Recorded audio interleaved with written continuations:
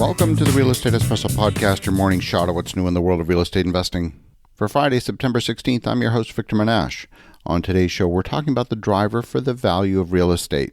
Some people will tell you that location is the number one factor influencing the value of real estate. Size and features of the property might be another factor affecting the price of, say, a new home. Those are both important factors, to be sure. But if we look back at the great financial crisis, which started in 2008 and over a 5-year period decimated real estate, we can learn a number of lessons which would apply to today's market conditions.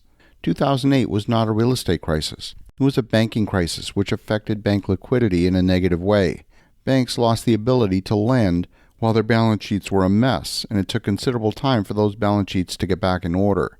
In the meantime, borrowers could not arrange financing for new originations or refinance. Ultimately, many lost their homes to foreclosure. I remember financing new construction projects in Philadelphia back in 2012. The debt service on those properties was at a 6% interest rate on a 20-year amortization. We were not happy with those loan terms, but we had very little choice. At least we got the properties financed with permanent financing, and we were able to replace the more expensive construction loans with a stabilized loan product. Fast forward to today, interest rates are back up at 6%. The difference is that we can still get financing. It's expensive compared with the past few years, but at least you can still find financing. Back in 2012, getting financing of any kind was not a sure thing. The demand for houses was primarily driven by the institution's loose lending policy combined with low interest rates. And over the last 5 years in particular, we've seen low interest rates and tremendous liquidity cause a significant amount of asset price inflation. Now, last year, there was the crowd arguing that the inflation we're experiencing is going to be transitory. That's been replaced with a variation on that theme. The current round of inflation was caused by the emergence from the pandemic, and that should peak around mid-2022 and decline back to 2% that we've experienced over the past 25 years. The central bank playbook of the past 25 years appears to be the definition of normal. Whenever there's a problem, the central bank will step in, print some cash, buy some bonds, and all will be good. We just need to wait a bit more, and interest rates will drop. The central bank will become stimulative again and will enjoy another hit of the drug that the economy has become addicted to. But what if that thesis is incorrect? What if inflation was actually being held artificially low over the past 25 years by factors that no longer exist? We need to understand why inflation was being held so low.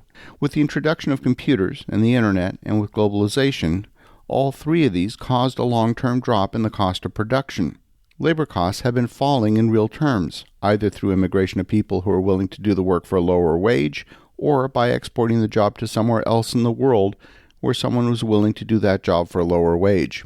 Well, that globalization trend has run its course, and it's largely been exhausted. And there's some things that just can't be outsourced. I can't outsource cutting my lawn to India, and I can't outsource shoveling my driveway to the Philippines. We've seen very little wage growth in the U.S. over the past year, but it's now starting to happen. A study by the Atlanta Fed showed that if you switched jobs in the past year, your income was up 6.7%, still below inflation. But if you stayed in your current job, your income was only up 4.9% in the past year. That's a significant spread. We're going to see an awful lot of labor mobility in the next little bit. Wages will need to catch up to inflation.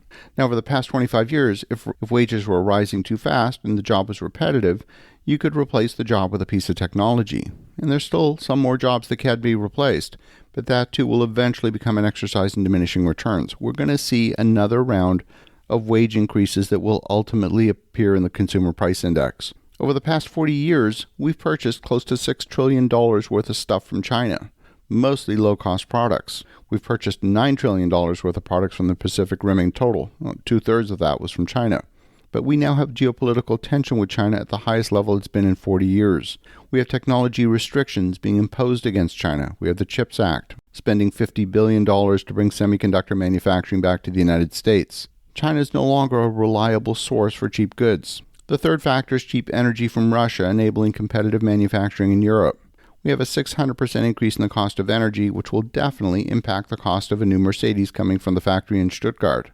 When you take all three of these factors that were holding inflation low into account, none of these appear to be contributing to the continued lowering of costs. And for that reason, the supply side costs are increasing, and the reasons for those increases are structural. They are not transitory. I believe the Fed's thesis that they can solve inflation by suppressing demand is incorrect. So we better be prepared for a much longer time period for all the central banks to figure out that they don't understand the economy. And for that reason, I believe this period of rising interest rates is going to continue for much longer than most people are predicting. And that's going to put downward pressure on pricing in real estate, both for residential real estate and commercial. The value of property is going to be dominated by the cost of capital. As you think about that, have an awesome rest of your day. Go make some great things happen. We'll talk to you again tomorrow.